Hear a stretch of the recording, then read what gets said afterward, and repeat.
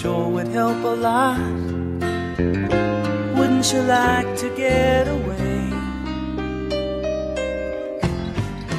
All those nights when you've got no lights, the check is in the mail, and your little angel hung the cat up by its tail, and your third fiancé... Welcome back, everyone. Butch and Chris have been talking during the commercial break, and we were talking to Chris about the orb and the fact that he claims the orb was at most 6 feet away from him. Startles, as two seasoned investigators, both having a law enforcement background, myself and my guest Butchwitkowski. That shirt should have been treated as evidence. And yet, why do you think they didn't pay that much attention to the shirt and the physical evidence, Butch?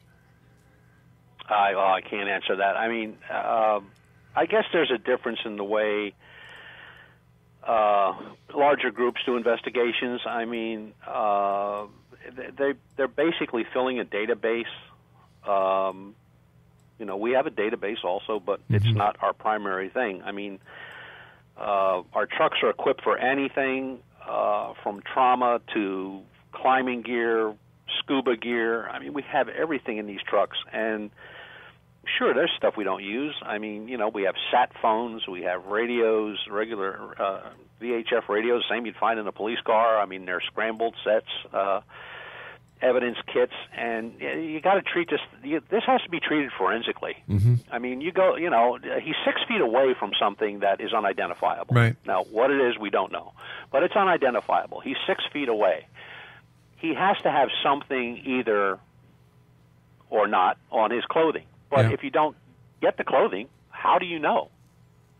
6 feet away. I mean, that's a close encounter. And the fact that it was 6 feet away, he felt no heat. Yeah, no heat. Yeah. So we rule out ball lightning right there. No heat. There's no noise. It's under power of some. It's under some type of a power.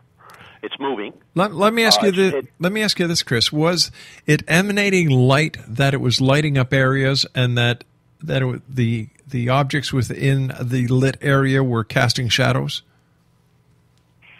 No, I didn't see any shadows. It just was. It wasn't real bright when it was right next to us. It was just the brightest colors was just the outer rim of it was kind of a electrical current, kind of a fire white, but it wasn't illuminating real bright colors. So if it had been, I'd be blind, I'm sure. So it was more glowing than it was bright. Yeah, well, it was, because the outer rim of it was white. It was spinning. It was spinning backwards while it's going forward. The outer rim of it was white. Then it mixed in with kind of a bluish, greenish, and it kind of had a teal color inside of it.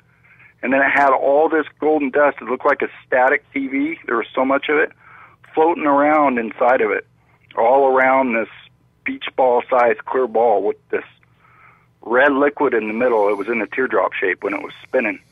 And it was going over the part of the road where they tore up the cable, and you could see it. You could hear it. It was a do-do-do-do-do-do-do. It wasn't real loud, but you could see it pulling power up into it.